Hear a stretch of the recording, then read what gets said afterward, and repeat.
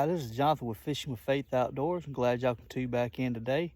And I got a few things we want to try to show you how to fish today. So y'all stay tuned and we'll jump right into it.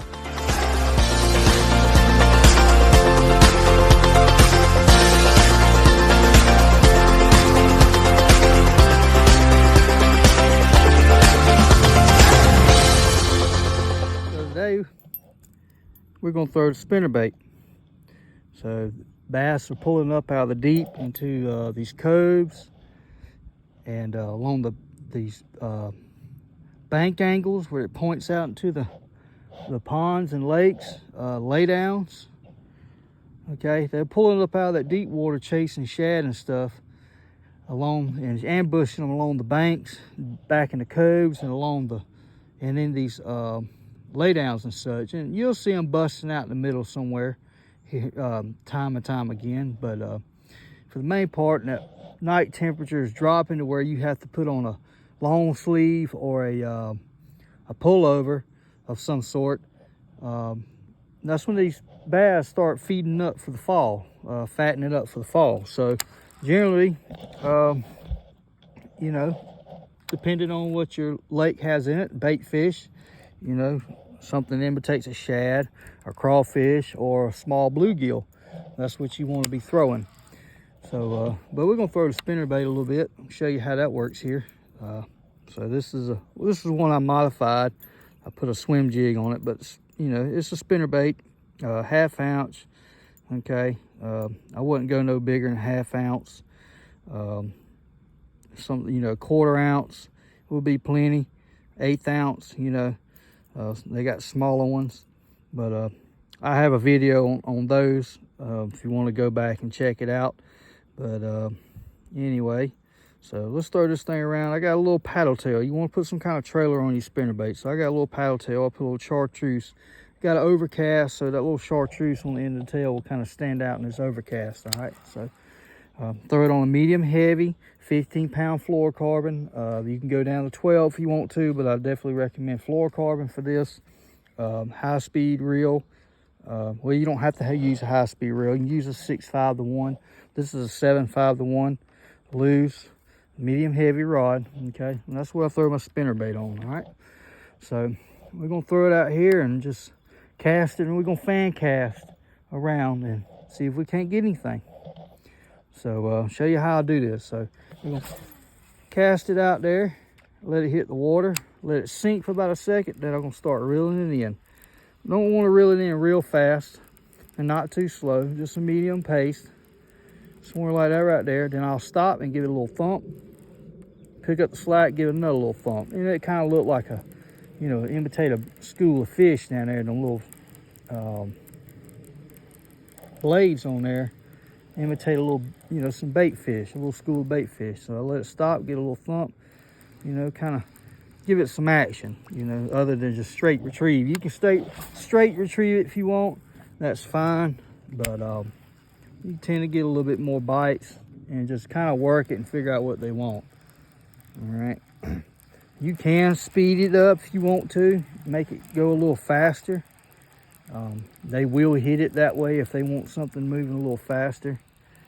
All right. So you tend to throw this around cover. You can throw it, I can throw it right across this log, and they're fairly weedless unless you put a trailer hook on them. I don't put trailer hooks on mine because I tend to get hung up a lot with a trailer hook. But you can put a trailer hook on there. That's just to keep them, if they, you know, hitting short, striking it short, that trailer hook could catch them. But I ain't having no issues really. So I can throw it right up in that tree right there, and just kind of swim it out. Stop it, get a little thump, and just swim it out. I'm not sure this is what they're gonna be hitting today, but we're gonna give it a try and see what they're gonna do with this. I think down here in the south is our fall transition. It's just now getting colder during the week, in the mornings. We're up north, it's getting it's already, probably their fall transition is already over. But down here in the south, I think our fall transition just started. It's a little warmer today than it has been. Now, there's overcast. I see some action here and there, but we'll see. we'll just keep swimming this thing. Not sure where the fish are, but we're gonna keep fishing it and see. A lot of these waters down here in the south is very murky. It's not really clear. I think some places I've been to are probably around 2 foot at the most. So an overcast day like this, they generally like to move around a little bit more, come out from under those shaded areas and all. You know, they're not as predictable where they'll be as it was on a sunny day. Sunny day, they'll tend to stick to shade, tucked under cover. On a cloudy day like this, they can be anywhere. But this kind of, they kind of mask. The bass feel like it kind of masks them to where they can move out a little bit and not be so much worried about predators. Where in the sunlight, very little tucked under the shade, they feel secure and hidden and able to ambush. But in these conditions, they tend to roam a little more, so you really have to hunt for them. Top waters work real in this time. Moving baits, you can do Texas rigs and stuff still, but generally this is not to say that top water doesn't work well in a sunny day. If it's a little wind, you can use a top water, but if it's calm, dead still, bluebird skies, you want to go back to your Texas rig and get more a little finesse, and just fish a little bit slower. So we're gonna keep throwing this around, and y'all stick with it. Stay with it. Y'all stick with me, and we'll see what we can get. All right, let's talk about fishing the spook for a minute. This is what he calls a walking bait or spook. They generally have 3 hooks or 2 hooks. Something you want to throw in the fall time as well to imitate a running bait fish on top of the water or something of that nature. There's different brands out there, and it's got a little knocker in it, some a little louder, some a little quieter. So I'll get the white because, you know, out here on this lake in Eastman, Georgia, they got bait fish and chase these bait fish. So something white or something like a sexy shad. You can get a darker color for these overcast days as well, but we're gonna throw this white around and see what it does. Fix this phone real quick. There it goes. All right. Having to use a string to hold my phone up so y'all can see what I do out here. So I throw this on a medium. Depending on the size, I'll throw it on a medium heavy. If it's any bigger than this, I'll probably put it on medium heavy, but I'll use 12-pound monofilament because monofilament floats and fluorocarbon sinks, so you want monofilament. This is a Black Max from Walmart. It's a really good reel. I highly recommend these. It's a 6.5-to-1 or 6.4-to-1 gear ratio. Really don't want anything faster than that. This is, like I said, this is a medium rod. It's a medium 6'6", I believe, rod. So that's typically what I throw my walking bait on. So what you want to do is always test your drag. Make sure your drag set on all your rods, depending on what you're doing. There's videos on drag. I'm not real for me. I just set the drag the way I like it. Don't want it real tight. Don't want it real loose. I want to be able to put some tension on it when I pull it, so the fish can pull some drag if it needs to and won't break your line. But there's videos on YouTube that explain you how you do your drag, and I'll put a link on that as well. Oh, and all my knots, I use a Palomar knot or what's the other one? Uni knot or Palomar knot, and I have videos linked to that as well on the knot. So either one is really good. I highly recommend a Palomar knot on braid, okay, because any other knot will just slip and come loose on that. So a Palomar knot on braid for sure. So show you how to do this. So reel it up about a couple inches from the rod, and I'm gonna throw it out there like so, let it hit the water. And then I'm just gonna put my finger here. All right. Okay, so I'm holding it. All right. reel up my slack and point my rod tip down and just work it like this. So basically what you want to do, you just want to make that bait do this across the water. Okay, and you just give it, and you do it on slack line. Give it some slack when you do it, and it'll just do this across the water, dart back and forth, and imitate a running or dying fish of some sort. And that ball bearing or whatever's in there will make noise, and it's go clink, clink, clink, clink, and it draws the attention to the bass, and they'll come up and hit it if that's what they're in the mood for today. So like I said, just put your finger here and just kind of give the bait some slack, and just give it a little, just work the end of your rod just so slightly, and make that bait walk across the top of the water. You can walk it a few times, stop it, you know, or you can just walk it back to you all the way. All right, so we're gonna throw this around for a little bit and see what we can get. So I'm just casting the walking bait out there, spook, whatever you want to call it. Let it hit the water, and I'm just gonna work it like this right here. I don't know if y'all can see that or not. Got the end of my rod tip, I'm just barely working it like this right here, and it's just walking right across that water, you know, 6 to 8 inches at a time. If I want to work it faster, I just move it a little faster. All right. And reeling up the slack as I go. Now that's the thing, you gotta reel your slack up as you go, and just give it little twitches with the end of your rod tip. Throw the slack back at it, and it walks that bait across the water like that right there. And all it takes is practice. Get out there and practice. All right, the next thing I want to talk about is the jig. Okay, they come in all shapes and sizes and different things. This is a Jewel Baits jig. I really don't have a particular favorite. I think I'm going to start buying the 6 Sense hybrid jigs. I really like the way they're made. You can look them up on Tackle Warehouse or go to Academy or Bass Pro that I have them. But overcast days like this, I'm gonna throw something with black and blue. This is a Strike King raised crawl. You can put any kind of crawl trailer you want on the back of it. So this is the one I use. I have different ones, but this is the one I got on here. Like I said, overcast days, I'm gonna go black and blue or really muddy waters, or you know, stained. Fairly anything that's less than 2 foot, I'm gonna go with that's 2 foot. Anything that's 2 foot or less visibility, I'm gonna go to black and blue. Anything that's 2 to 3 foot or greater visibility into the water, the more the clearer the water is, I'm gonna use a green pumpkin of some sort with a green pumpkin trailer. Okay, I throw this, got the knot that's going to be a uni knot or a Palomar knot. All right, either one is good, works great. I'm going to throw this on 15 pound, let's see, 20. I got this on 15 pound fluorocarbon, but 20 to 12 pound fluorocarbon is what you want, depending on the cover and the area you're fishing in. I like 15 pound fluorocarbon.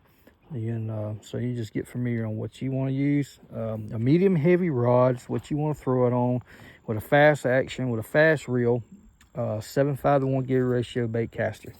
All right, so it's kind of like working a Texas rig. Okay, the only difference is it is a jig with a hook and a weed guard, so that keeps it from getting hung up, and that lead head will make it come down through the water, and these right here will move in the water, so when it hits, the skirt material will move in the water like this, and the claws and all will sit up, and they'll kind of flutter down a little bit. This imitates a crawfish. This is what this imitates, is a crawfish.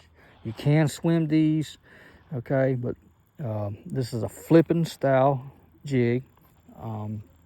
I like a flipping jig or a casting jig the most. You got football jigs, there's so many different ones. Football jigs are made for dragging. We'll go over that one later. But these are for flipping and skipping and casting. I like the flipping jig the most. That's what I usually use the most, is a flipping jig. Okay, so but it's like a let's see, weight. You don't want to go no less. If you go to eighth ounce weight for real shallow, I wouldn't go no greater in 3/8, or casting around this stuff. These lay downs, flipping and casting around that stuff. 3/8 is probably heavy, so I think this is a 1/4 ounce. This is what I use the most, is a 1/4. 1/2 ounce, that's for deeper. You're getting in deeper stuff. That's for deeper waters, that 1/2 ounce lead. So, all right, so what I generally do with this, I'll cast it out there. All right. And I let it sink to the bottom on a slack line. When that line stops moving, and I'll engage the reel. And I'll reel up my slack. And then what I do, I'll give it a few little hops, like you would Texas rig. Then drag it like that. Reel down on my slack, let it go to the bottom and give it a little thump. Reel up my slack and drag it. And let it run on the bottom like a crawfish would, and just give it a little thump like that. Just kind of mix it up, drag it. Just ease it back. A little thump. All right, that's typically how I'd use it. Just slowly drag it in. Ooh, I don't know what that was. Got something there. A little thump. Drag it. Drag it. And just slowly work it back to you. And you get it past to where you're aiming for, just reel it in, and give it another cast. So, and flipping it, you just flip it, hold it like this right here, and we'll go over that later. Hold my rod like this and angle my wrist through like this right here, so you can see that. All right, and I hold my arm up, got my bait here in my hand, and just flip it. That's a flip. You didn't know what a flip, but we'll go over that later when I can get my phone up where you can see me do that. It takes a lot of practice. If you don't know how to throw a bait caster, I got a video on how to cast a bait caster. It may not be the best video. There's other ones out there that teach you how to do that. So learn how to throw a bait caster, and it'll help you out a lot on your bass fishing. And also too, if you want to learn to skip and flip, that's what you use. The bait caster, learning how to cast, the fundamentals of using the bait caster will help you out on that as well. All right. So another thing I will do, throw my jig out there again, let it hit the water. Wait that line goes to the bottom. You'll see the line stop. Then engage my reel, reel up the slack. Then you want to just give it some, just a little thump in your hand. Just pop the bait off the bottom of the pond, lake, whatever. If your pond or lake's real grassy, a jig may not be what's for you. Generally, I throw a jig on a cleaner bottom, a rocky bottom, around wood, that kind of thing. A real grassy bottom, you want to use a light weighted Texas rig or Senko, or some kind of bait that can stay on top of that grass without going down in that grass or weeds. So anyway, I just reel down, give it a little thump like that right there. Just kind of flick my wrist, and it make that bait jump off the water and swim back down. And 9 out of 10 times they'll hit it on the fall. All right. So that's how I do that with a jig. They get big bites. They don't get a lot of bites. They get big bites. I've caught some big fish on here, but small bass will hit them.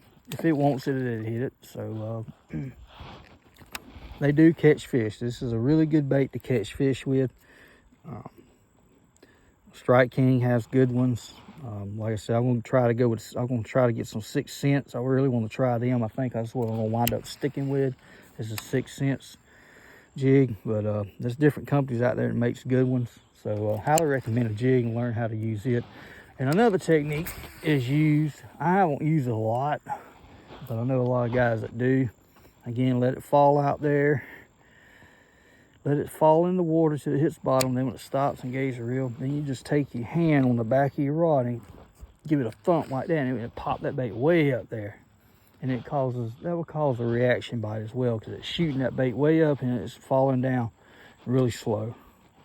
All right, shooting that bait way up and falling down really slow. So just give it a thump like that right there.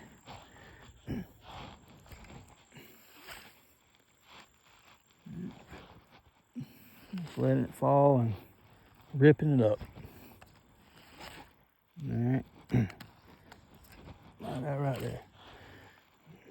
So, well, we're gonna work this bait for a little while, and any of the things I've showed you so far, we're gonna see if we can catch anything on them today. So y'all stick around, and hopefully we get a fish catch or two for you. Hi, I'm back. Sorry about that. I wish I'd have got some fish. Just couldn't get on them this time of year. Down here in the south, down here in South Georgia, and unlike other parts of the country, it gets colder quicker down up in North Georgia and places like that. And but down here in the south, our fall don't really start. It's about mid to late October, depending on how the weather goes. I mean, I've seen pool parties in December down here in middle Georgia, South Georgia. So, but I think our fall turnover is starting to kick in. So what it does, it kind of finicates, makes the bass finicky. Okay, so the in deeper waters, you know, that thermocline down there below 12 foot of water will flip with the warmer waters on top. So the colder waters and the warmer waters will flip when the top water starts to cool off. It'll do a reverse effect. So in wintertime, when it gets really cold, it'll kind of be neutral water all the way through. It'll just be cold all the way through. But the fish in the wintertime, it gets below 50 degrees, down somewhere, say 48 below, they'll go down the deeper water or tuck hard to hard cover like rocks, laydowns, palins, you know, dock palins, that kind of thing. So sorry about the vibration going down the dirt road right this minute. But anyway, but I wish I'd have filmed this earlier in the week, and I didn't think about it. I had a piece of string I could tie my phone to me where you could see me fish. I didn't think about it until I noticed in my bag I had one. I said, hey, I can do this right here, and y'all can see me catch some stuff. But unfortunately today you didn't see that. I only have a few hours in the afternoon to fish, so I really maybe an hour and a half in the afternoon to fish, maybe two, depending on how early I get off to be able to do things in the afternoon. But anyway, so hopefully we get on them. But like I said, I wish I had filmed this video a day or so earlier, because man, I was throwing a chatterbait and they were just wrecking it. I mean, and matter of fact, I think it was yesterday, I caught a 3-pounder and a 2-pounder on a Texas rig. So I wish I'd have got that. But like I said, I didn't know I had that string on me. I got to think about it. Hey, I can just clamp the phone to that string and hold it, and you can see what I'm doing. So you know how it is. Late ideas when you get older. But anyway, I hope y'all enjoyed the video. At least I have some tips to show y'all how to fish, you know, them baits I showed you, and they're very versatile baits. You can use them all year long.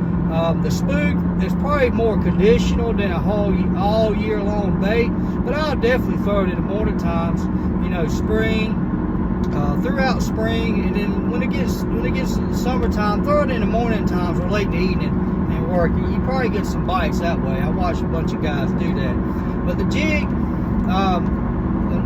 they can use it all year long. Winter time, when it gets really cold, use it real slow. You know, get some smaller jigs. You know, Strike King makes a Bixie Bugs, a little B jig, and that works great when it's really cold. But the jigs, man, use them all year long. Just drag them and hop them and just work it till you get bit. Alright? So, them baits work all year long again. So, again, apologize about the no fish on the hook today, but we'll get on them. You know, some days you get out there and it just be like that. Like I said, this time of year, they're finicky. You know, until it gets stable, they're finicky. And they're chasing bait fish and stuff, and they're all over the place. So, but we'll get them, and we appreciate y'all watching, and God bless.